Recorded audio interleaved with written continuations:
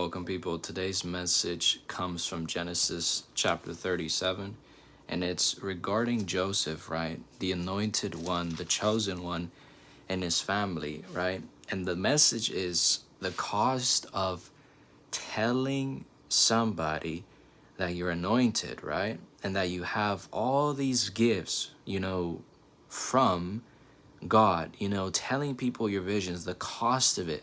You see, Joseph wasn't apologetic, right? In telling his dreams to his brothers and to his mother and to his father that they were going to bow down to him, right? Eventually in some time. And that's the thing, the cost of telling people, your purpose in God.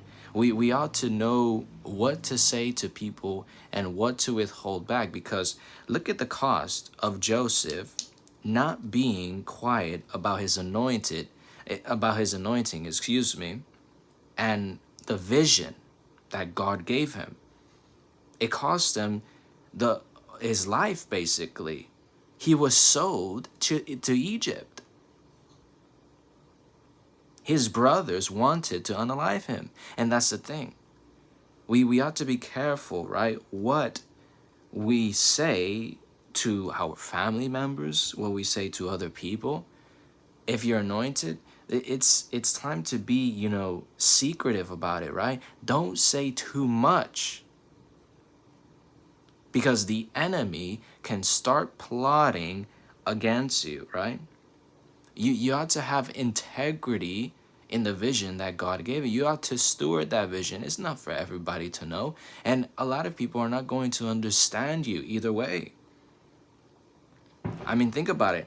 Our enemies will even be within our own household. If you dare to say that God chose you, right, for a specific and a higher purpose, they're already going to try to distort that vision. You see how the enemy works and can work through people, that if you say your vision to people that God has given you specifically, right, they might try to discourage you. They might try to do everything in their power, right, to keep you away from that purpose of God. That's why it's good to keep quiet.